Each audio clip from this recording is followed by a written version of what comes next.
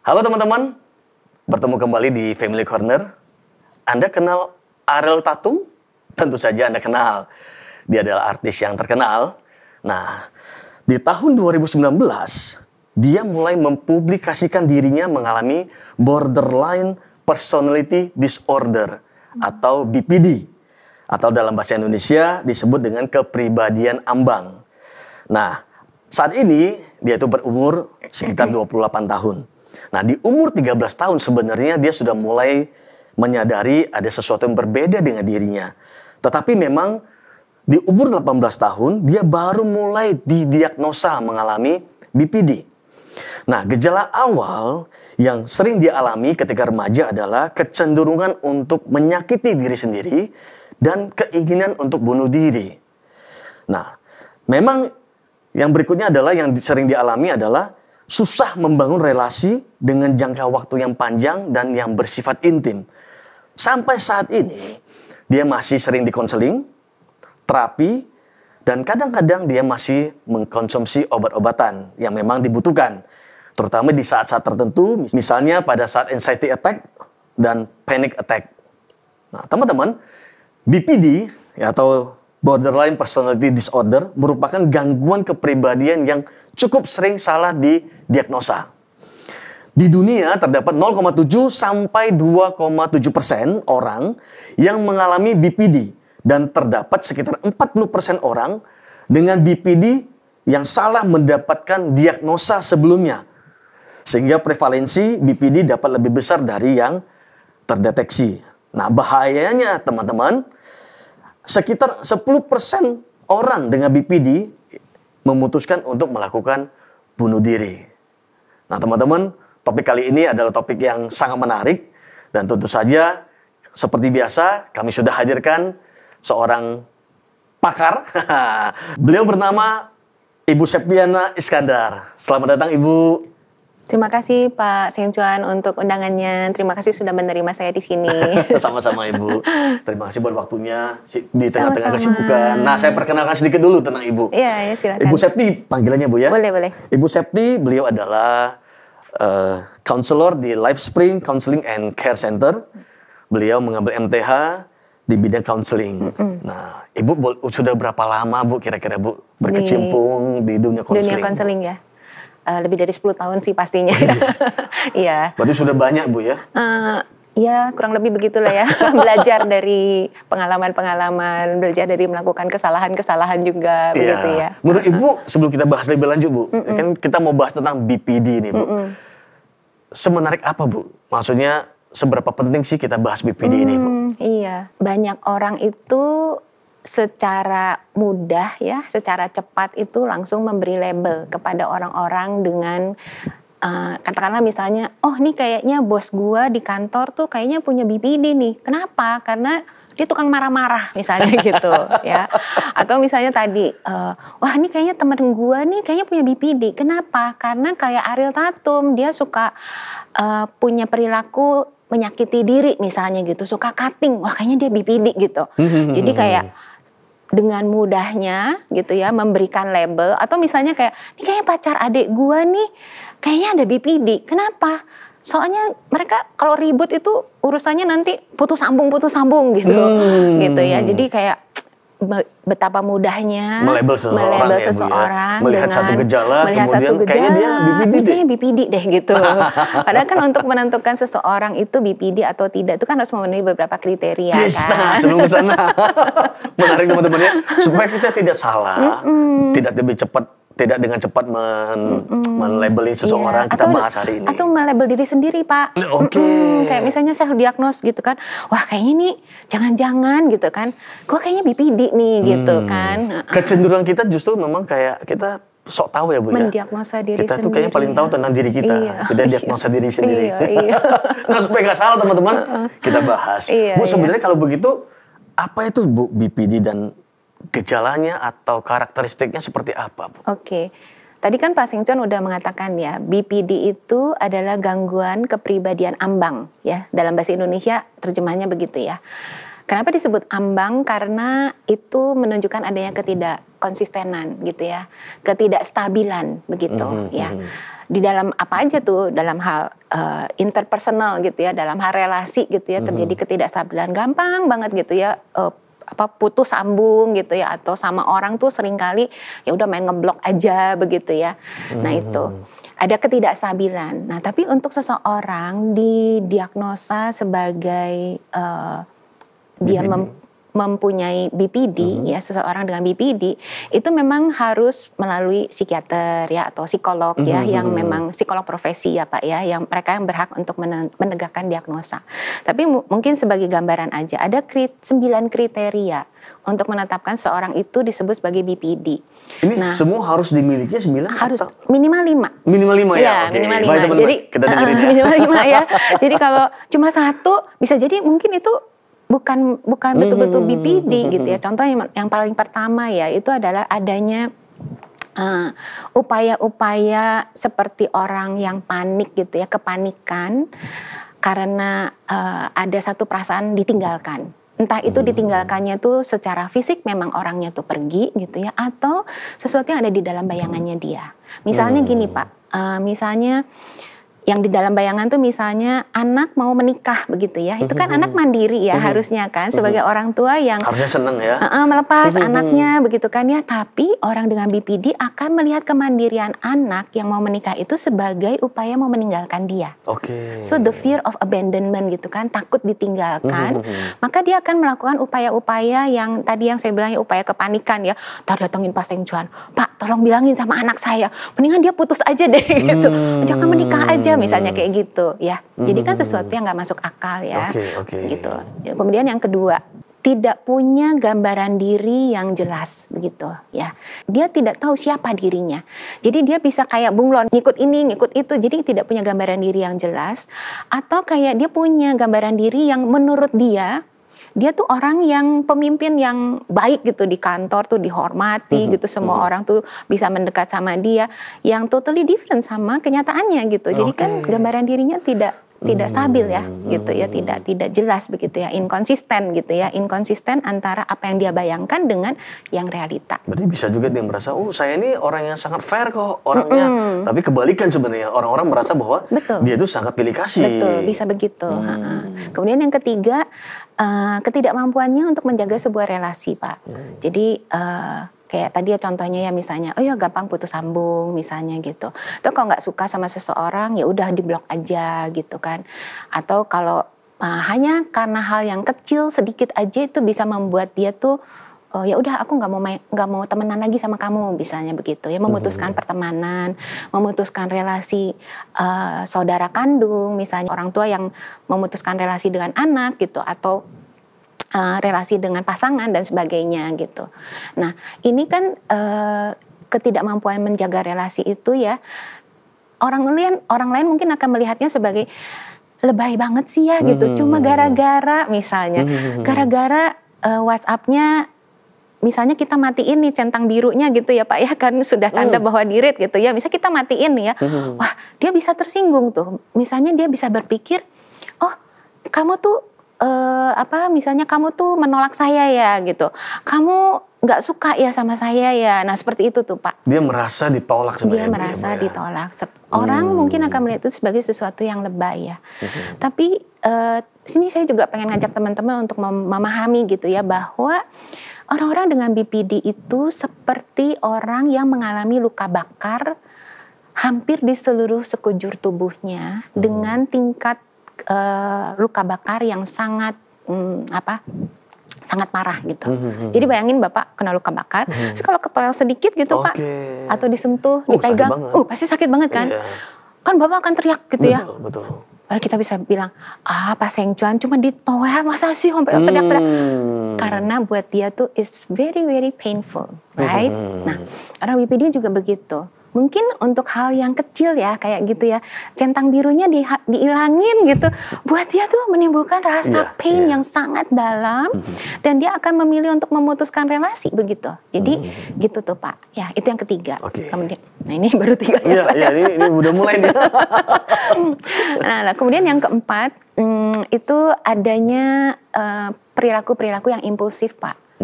Jadi yang seringkali itu membahayakan dirinya begitu ya Pak ya. Misalnya kayak tadi ya Ariel Tatum misalnya ada perilaku menyakiti diri ya, entah itu dengan cutting gitu atau dengan perilaku seksual yang membahayakan dirinya begitu ya, atau misalnya larinya ke drugs begitu ya kan, atau larinya ke alkohol begitu. Nah itu perilaku impulsif begitu ya.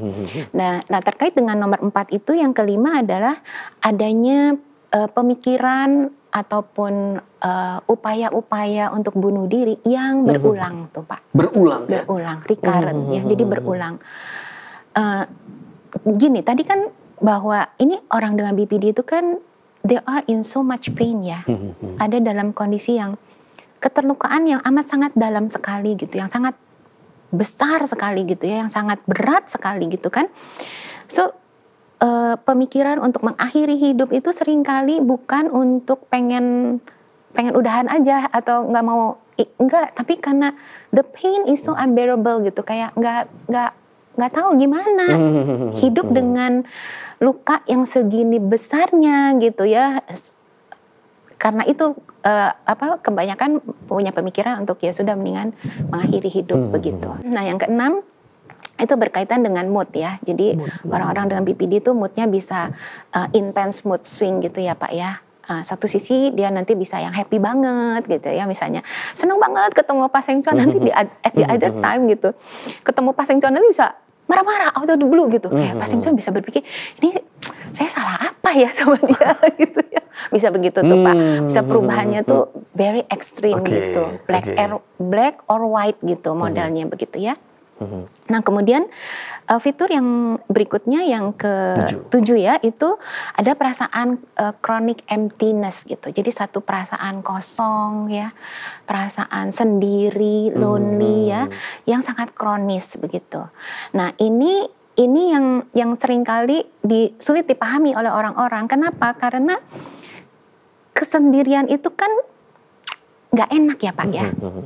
Semua kita pasti pernah mengalami yang namanya empty atau feeling lonely, right? From time to time pastilah kita ada mengalami perasaan seperti itu kan.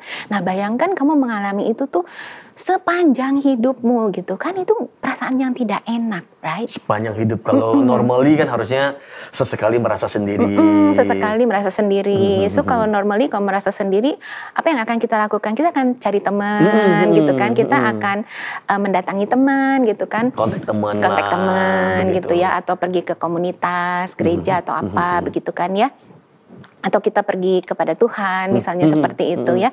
Nah tapi ini nih karena sangat kronis begitu ya, perasaan lonely, tapi juga tidak tahu bagaimana, tadi kan yang nomor 3, tidak tahu bagaimana cara menjalin relasi dengan orang lain, maka kecenderungannya itu push people away. Itu ada satu buku tentang BPD ya Pak, judulnya tuh I Hate You, Don't Leave Me. Itu kan kontradiksi banget ya. I hate you, don't leave me. Don't leave me. Jadi di mulutnya mereka bisa bilang marah-marah gitu ya. Aku benci kamu gitu. Udah kita putus aja. Aku nggak butuh kamu gitu ya. Dan sebagainya gitu ya. Kata-kata yang menunjukkan I hate you, push people away gitu ya. Nggak butuh gitu ya, nggak butuh orang. Tapi sebetulnya deep down, don't leave me because I feel so lonely gitu. Kontradiktif sekali Bu. Betul gitu ya. Nah disitulah kita mesti bisa berempati ya sama teman-teman, atau mungkin kita sendiri juga bisa lebih memahami ya kenapa kita tuh bisa seperti itu begitu ya. Karena ada chronic emptiness itu.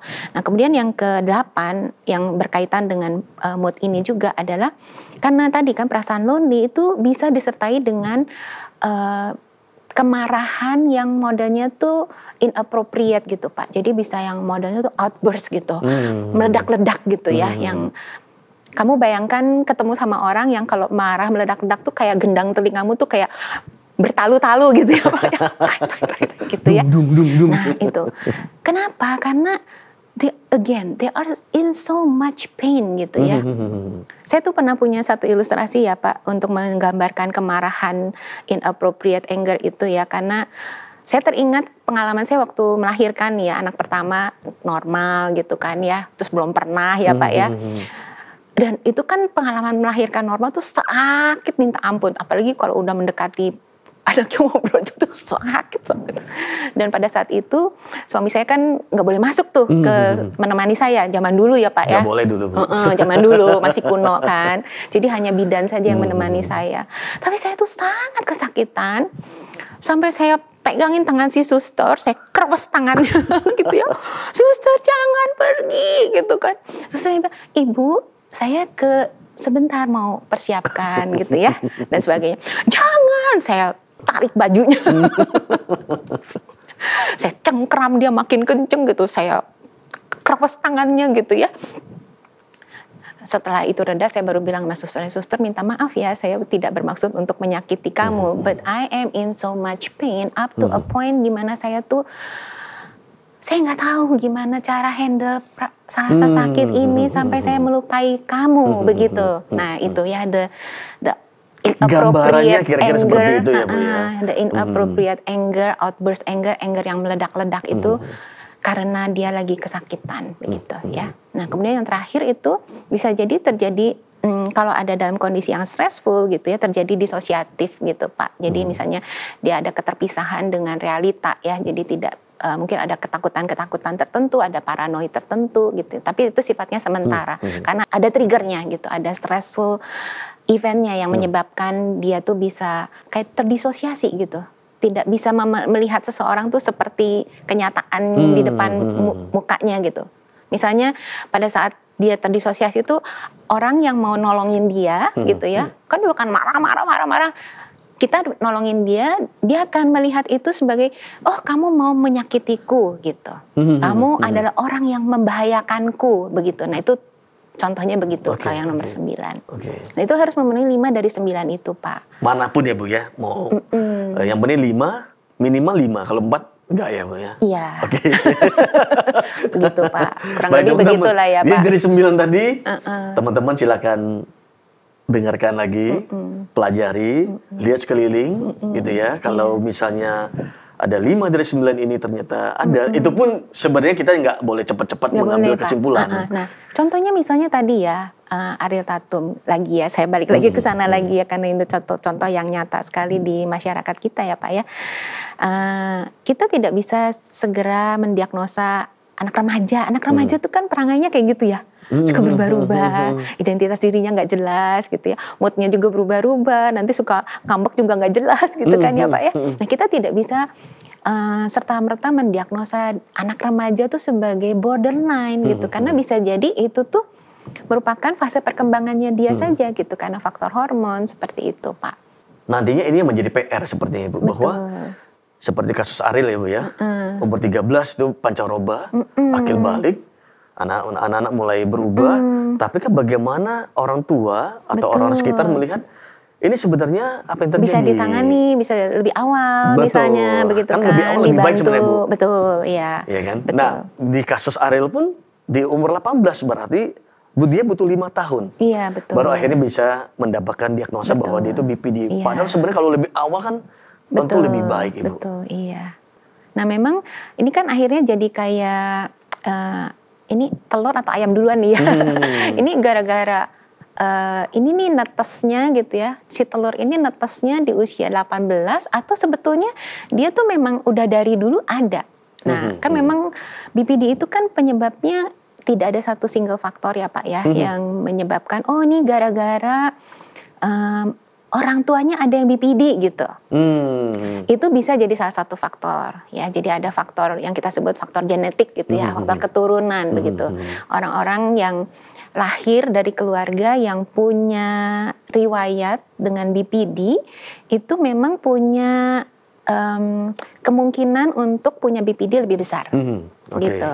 Karena mungkin terjadi dalam masa perkembangannya ya, terjadi kekurangan neurotransmitter di dalam otaknya dia begitu ya, sehingga membuat dia tidak mampu mengendalikan emosi misalnya begitu ya, tidak bisa mampu meregulasi emosinya seperti itu. Memang ada faktor genetik, tapi juga ada faktor upbringing juga ya. Jadi ada faktor bagaimana orang tua itu membesarkan anak begitu. Itu juga pasti ada pola pengaruhnya. Asuh, betul, pola asuh. Misalnya ya Pak, pola asuh dengan orang tua yang abusive misalnya begitu kan. anak itu kan sudah terbiasa dengan, tanda kutip terbiasa ya, terbiasa dengan melihat perilaku yang kalau ada apa-apa marah aja gitu, ya kan. Nah itu yang membuat anak juga akhirnya tanda kutip menyerap ilmu itu gitu ya Pak ya, tanda kutip menyerap ilmu, karena kan itu dilakukannya sepanjang kehidupan anak ya, dilakukan secara konstan bertahun-tahun, itu kan numpuk tuh ya. Itu bisa membuat anak juga punya kecenderungan akhirnya gitu ya, kalau nanti dia di masa dewasa gitu, dia ada triggernya gitu, dia bisa mengembangkan atau bisa jadi tuh ya punya BPD begitu. Ada juga pola asuh yang terlalu neglect gitu, jadi pengabaian. Nah sebetulnya pengabaian itu yang lebih berbahaya ya. Kenapa? Karena kalau marah orang tua yang abusive itu kan kelihatan tuh. Tapi kalau neglect tuh kelihatannya kayak demokrasi. Baik-baik aja gitu ya, fine-fine aja. Anaknya oke kok, bisa sendiri. Pada dasarnya setiap orang itu kan punya kebutuhan untuk dikasihi ya Pak ya. Anak itu, apalagi yang namanya anak, itu punya kebutuhan untuk kasih gitu kan, punya kebutuhan love gitu kan, diterima begitu kan ya Pak ya. Nah itu kan kalau di-neglect, diabaikan, berarti kan kebutuhan dia untuk dikasihi itu gak pernah terpenuhi. Jadi ibaratnya kayak anakmu besar dengan kelaparan yang terus-menerus. Dia lapar, dia pengen kasih, pengen love, tapi dia nggak dapet. Mendekat lagi ke orang tuanya, tapi orang tuanya absent misalnya gitu ya, entah karena memang faktor pekerjaan, sibuk misalnya, atau orang tuanya juga punya mental health juga, atau orang tuanya juga ada depression gitu, sehingga dia tidak bisa mengasihi anaknya begitu, tidak bisa memberikan kebutuhan anaknya. Nah akhirnya kan rasa laparnya itu berkepanjangan Ibu. Berkepanjangan. Itu yang nanti pada masa dewasa itu yang muncul sebagai chronic emptiness itu tadi Pak ya. Jadi kayak kamu kalau berusaha untuk memberikan sesuatu, buat dia kayak masih lapar gitu, aku butuh ini gitu. Nah itu pola asuh ya Pak ya. Tapi juga ada faktor environment juga ya, misalnya contoh misalnya faktor kemiskinan, misalnya faktor kemiskinan yang sangat laten misalnya begitu kan ya Pak ya, membuat anak itu berada di dalam situasi di mana ya kalau nggak gue yang garang gitu ya, gue bisa digarangin orang misalnya gitu. Kalau gue nggak senggol gitu, gue bisa disenggol orang begitu kan ya Pak ya. Nah itu kan mau tidak mau, nah itu berpengaruh dalam hidup ya. Betul. Nah itu kan satu faktor lain banyak sekali ya berkontribusi kepada pengembangan dari si BPD ini begitu. Jadi nggak heran kalau misalnya nanti di usia dewasa gitu ya.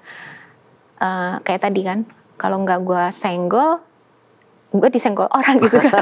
Jadi daripada gue yang ditinggalkan. Nah again, the fear of abandonment kan, takut ditinggalkan. So instead of gue ditinggalin, mendingan gue tinggalin dulu gitu. Jadi karena dia takut, misalnya contoh ya, aku takut diputusin sama pacar gitu. Tapi karena takut diputusin sama pacar, yang dia lakukan di permukaan itu justru sebaliknya kan. Oh gue putusin duluan gitu. Saya putusin dia, bukan saya diputusin. Ya, gitu. Lebih bisa terima ya begitu Bu, ya. Jadi memang akhirnya kenanya ke 4 macam area ya. Yang pertama kan area kognitif itu kan, pemikiran dia ya, yang black or white itu ya. So either or. Kalau nggak ini gitu. Nggak ada tuh di tengah-tengah tuh, nggak ada tuh gitu. Misalnya, ayolah pergi konseling aja dulu. Kenapa harus ambil keputusan putus misalnya gitu ya. Pergilah ke konselor pranikah misalnya gitu. Tuh nggak ada tuh kayak gitu. Areanya kognitif gitu ya, kemudian ke area afeksi juga kenanya kan, ke perasaan, ke area interpersonal juga begitu kan. Kemudian satu lagi juga kenanya ke area perilaku gitu ya. Jadi ada perilaku yang membahayakan dirinya begitu. Nah, dari sekian banyak ciri-ciri karakteristik, apa yang paling membedakan BPD dengan gangguan yang lainnya Ibu? Nah, ini pertanyaan yang bagus banget. Yang paling khas. Betul. Karena tadi kan di permulaan juga Pak Seng John udah mengatakan ya, orang seringkali akhirnya salah mendiagnosa karena yang dilihat pertama kali adalah simptomnya. Yes. Dan orang tuh seringkali mendapatkan diagnosanya setelah melalui pergi ke psikiater ini didiagnosanya depression gitu ya. Akhirnya memang agak sulit ya dibedakan gitu kan ya Pak ya, karena memang ada banyak kemiripan. Contohnya yang dengan depression itu kan kelihatan sekali dari moodnya tadi ya. Ketika kamu ditinggalkan, ada orang dengan BPD itu yang modelnya outwardly itu akan meledak-ledak gitu, marah gitu kelihatan gitu. Tapi ada yang turning inward tuh Pak. Jadi yang justru kalau ditinggalkan dia akan memilih untuk menjauh, menyendiri gitu kan ya, withdraw dari orang gitu ya, nggak mau ketemu orang. Nah itu akan dilihat sebagai simptomnya mirip seperti depression gitu. Nah tapi kan depression itu juga punya kategori sendiri ya Pak ya. Mungkin nanti Bapak bisa bikin satu topik tentang depression ya. Ada pasti fitur yang membedakan depression dengan si BPD ini. Nah tapi BPD ini sebetulnya ciri khas ya yang membedakan BPD dengan yang lain adalah perasaan itu tuh, chronic emptiness itu, dan fear of abandonment ya. Fear of abandonment, adanya impulsif, nah itu yang cukup signifikan ya untuk membedakan ya. Kadang orang juga suka rancu dengan bipolar karena bipolar juga kan ada kemiripan juga. Nah tapi biasanya kalau pergi psikiater, nanti psikiater bisa menanyakan ya ininya periodenya gitu. Kalau bipolar kan antara waktu dia hipo, waktu dia go ke depression atau dia waktu manik gitu kan, dia akan bertanya begitu ya, berapa lama gitu ya, sudah kalau lagi manik tuh lagi banyak sekali energinya gitu ya, itu tuh berlangsungnya berapa lama. Nah itu biasanya psikiater bisa membantu untuk membedakan begitu ya, karena beda tuh durasinya. Kalau BPD lebih seringnya tuh cepat gitu ya, bisa hitungannya jam gitu. Atau bisa hitungannya hari ini saya ketemu Bapak gitu, nanti keluar dari situ saya udah jadi orang yang berbeda gitu. Bapaknya udah gitu. Oke. Gitu, Pak. Jadi paling membedakan adalah perasaan feeling empty ya Bu ya, kekosongan, betul. merasa tidak diterima orang, Betul. dan itu berkepanjangan. Makanya teman-teman, kita perlu hati-hati dalam mendiagnosa. Walaupun sudah ada 9 kriteria tadi Bu ya. Betul. Tetap saja, nah ini Bu, sebenarnya kalau kita pengen tahu seseorang itu BPD atau tidak, itu lebih baik kita refer ke psikolog klinis atau psikiater yang paling tepat Bu. Mungkin lebih baik pertama ke psikolog klinis dulu ya. Karena biasanya psikolog klinis itu bisa membantu dengan menanyakan riwayat ya. Misalnya ada jadi dicari gitu ya backgroundnya, ada pengalaman apa di masa lalu begitu ya. Jadi dicari riwayatnya seperti apa. Kemudian psikolog klinis juga kan punya alat untuk alat psikologi, tes psikologi lah, assessment-nya untuk membantu juga menegakkan diagnosa begitu ya. Nah dari situ misalnya kalau psikolog klinis tersebut melihat perlunya medikasi begitu ya, bantuan pengobatan misalnya untuk mengatasi gejala-gejala. Ya kan gejalanya kan tadi udah ada tuh 9 itu.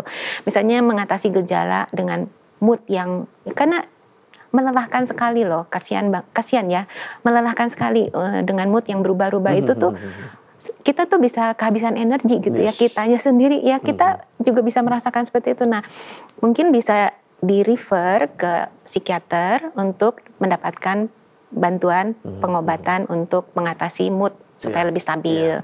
Atau pada waktu depresi gitu dengan bantuan antidepresan begitu ya. Tapi semuanya itu hanya untuk membantu mengatasi gejala gitu.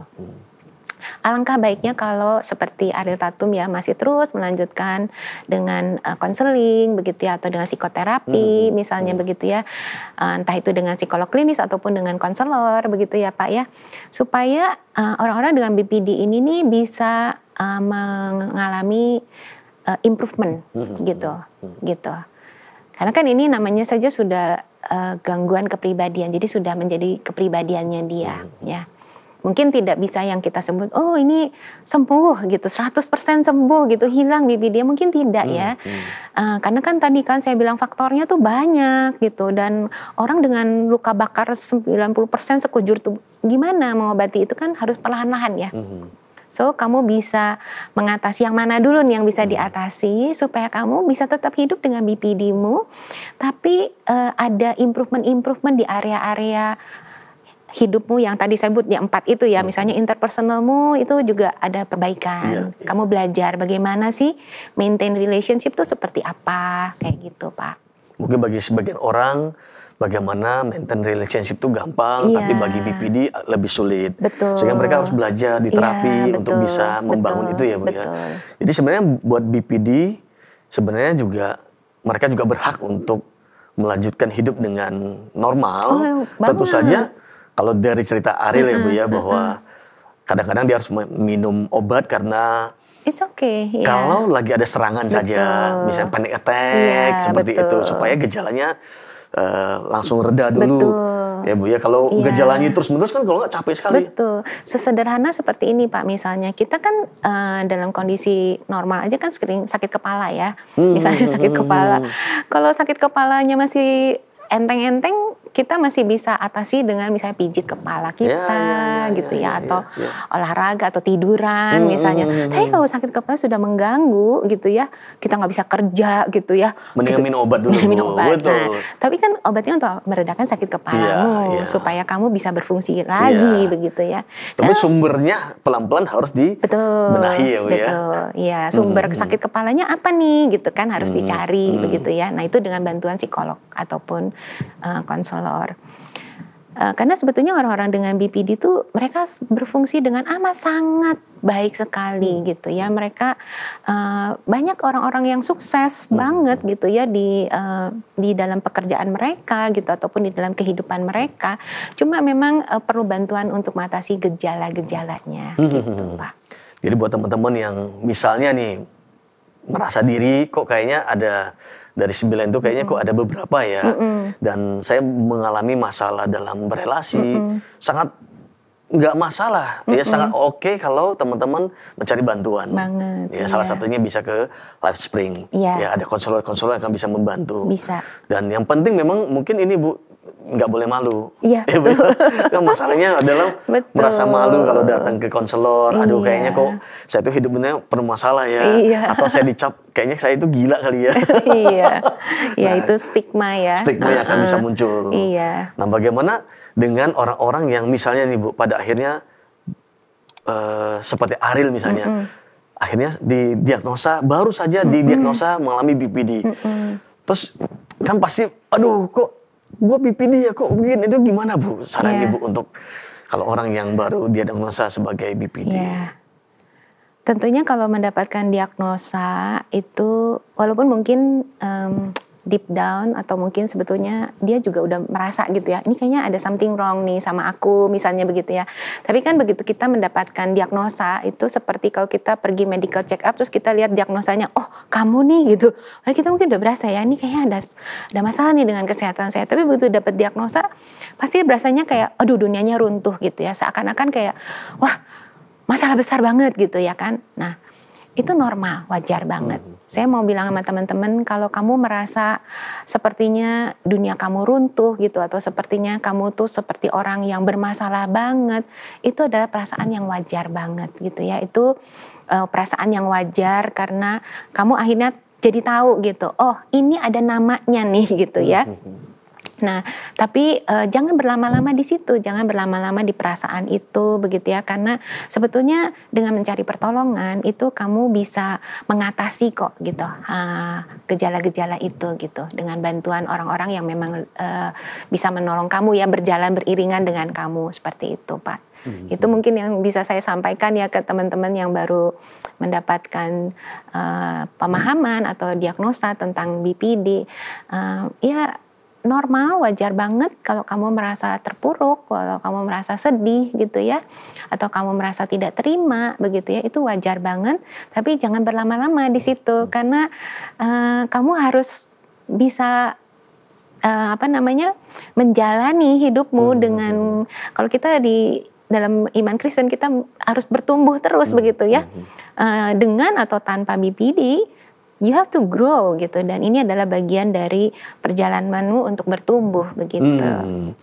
Dan pertanyaan berikutnya begini Bu, misalnya Bu, di dalam komunitas, entah di gereja atau di mana, kita melihat ada teman kita yang mungkin ada beberapa ciri-ciri itu yang muncul.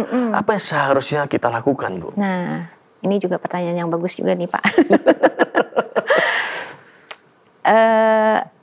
Saya mengutip dari buku yang tadi saya bilang itu ya, I Hate You, Don't Leave Me itu. Dia memberikan satu prinsip pakai katanya SET, S-E-T. Ya, S itu support, I-nya adalah empati, T-nya adalah truth, kebenaran. Ya, jadi berikan support.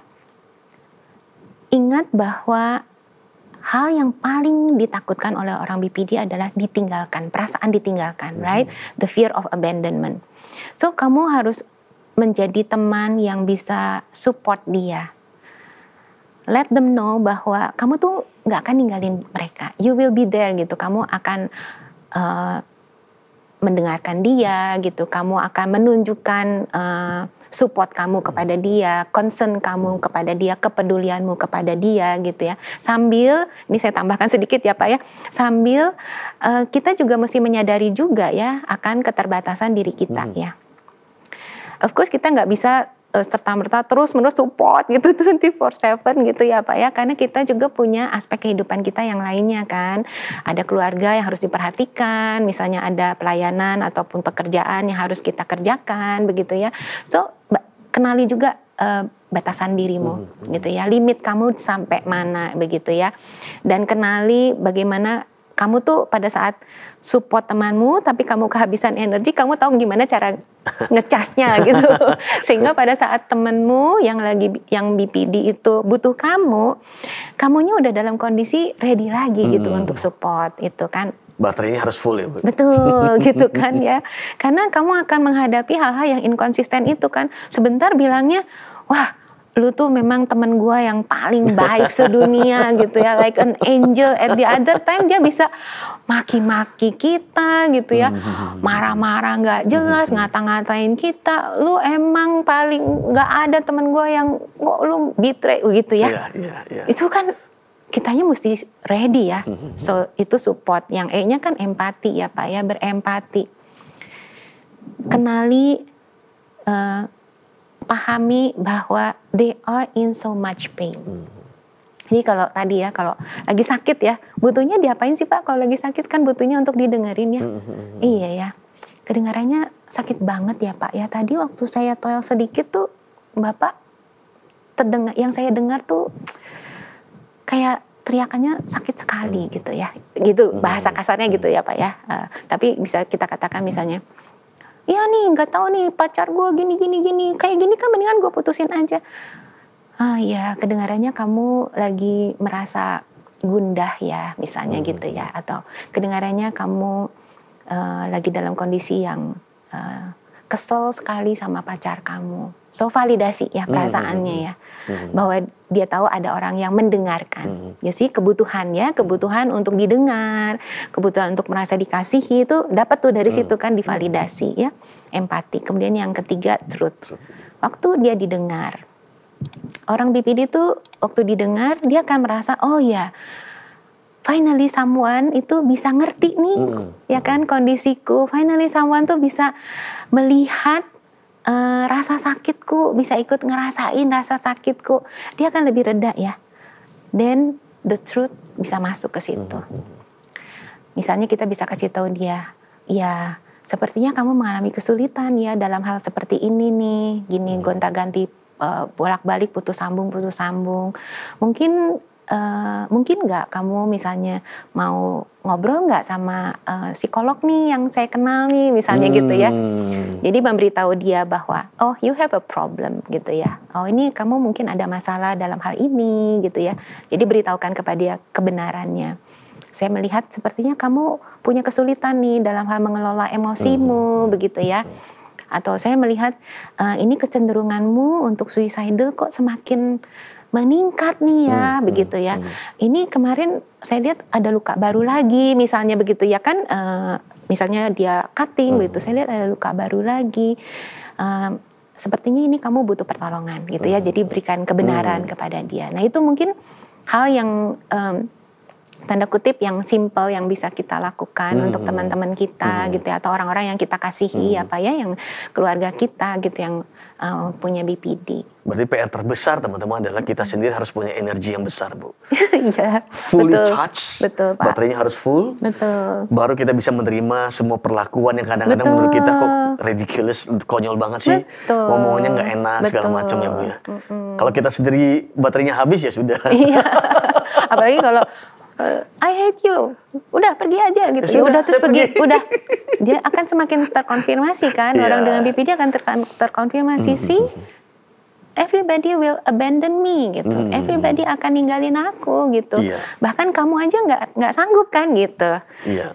Ya kan. Mungkin yang paling berat lagi adalah ketika misalnya kalau pasangan, orang dalam keluarga, Ya, kalau itu. teman kan tanggung jawab kita Betul. masih terbatas ya, Bu ya. Tapi kalau dalam keluarga kan kita punya tanggung jawab yang cukup iya. besar. Betul, Kita betul. harus punya energi, Betul. benar punya hati yang mengasihi dia. Betul, Kalau betul. tidak mungkin kita juga give up kali, Bu. Betul. Betul, Pak. Karena Iya. kan butuh waktu tadi, Bu. Betul. Nggak bisa langsung sembuh, nggak Iya. bisa langsung 5 tahun pasti selesai, nggak Iya, bisa. Kan iya. terus-menerus Iya, dia akan iya. alami seperti Iya, itu. Iya. Iya, tapi pasti ada improvement sih harusnya ya, kalau betul-betul dengan kesadaran bahwa saya butuh pertolongan, saya juga mau bertumbuh. Supposedly itu berjalan bersamaan ya, artinya Berdamping, ada improvement lah, Iya. ada perubahan ya. Dan perubahan yang paling nyata itu yang biasanya dirasakan oleh anggota keluarga ya. Orang-orang yang rutin misalnya gitu konseling gitu ya, mereka orang-orang sekeliling bisa merasakan perbedaannya. perubahan. Iya misalnya suami saya sekarang less marah-marahnya tuh lebih jarang misalnya gitu ya. Atau dia marah itu intensitasnya, kalau dulu skalanya 10 misalnya, ini skalanya jadi 7 misalnya, atau skalanya 5 gitu, nggak semeledak seperti gitu ya. Jadi intensitasnya berkurang, frekuensinya juga berkurang gitu kan, kemudian periodenya juga berkurang gitu, keseringannya juga berkurang gitu, durasinya juga berkurang begitu. Apakah berkurang itu karena memang mereka lebih self awareness-nya lebih tinggi ya, Bu? Bisa ya? jadi begitu, Jadi Pak. ketika mereka mengalami pengen marah, terus Iya. mereka mulai lebih sadar, Betul. gue lagi marah nih. Betul, tidak dikendalikan oleh Yes. si BPD-nya ya. Jadi dengan kata lain tidak dikendalikan lagi oleh BPD-nya, tapi dia yang mengendalikan BPD-nya tersebut. Itulah prosesnya, Bu ya. Betul. Setiap kali gejala muncul, bagaimana Iya. dia yang kendalikan. Betul. Dia yang mengontrol. Betul. Ya. Menarik kan teman-teman ya. Cakep, pintar nih, lulus. Baik teman-teman, topik yang sangat menarik dan saya berharap teman-teman bisa belajar banyak dari topik hari ini. Dan untuk yang terakhir saya akan berikan kesempatan buat Ibu Septi untuk memberikan kesimpulan, saran buat para penonton di sini, Bu. Oke teman-teman, saya coba mau mengingatkan bahwa kita semua tidak didefinisikan oleh disorder kita ya. Dan kita juga tidak didefinisikan oleh label yang disematkan kepada perilaku atau gangguan kepribadian yang kita miliki begitu ya. Kita lebih daripada itu begitu. Kita mesti melihat diri kita itu secara utuh begitu ya. Sama seperti firman Tuhan ya di dalam Yesaya yang mengatakan bahwa di mataku engkau adalah ciptaanku yang berharga dan mulia katanya begitu ya. Tuhan mengatakan begitu, dan aku mengasihi engkau. Jadi apapun kondisimu, percayalah bahwa di mata Tuhan kamu adalah ciptaan yang paling berharga. Ada gambar dan rupa Allah di dalam dirimu, di dalam diri kita semua yang kita bisa mengatasi gejala-gejala itu, kita tidak lagi dikuasai oleh disorder itu, dan kita bisa terus bertumbuh seiring dengan apa yang Tuhan mau kita kerjakan di dalam kehidupan kita masing-masing. Begitu. Terima kasih, Bu. Sama-sama, Pak Teman-teman, Sengcan. sampai ketemu di Family Corner edisi yang berikutnya. Sampai jumpa.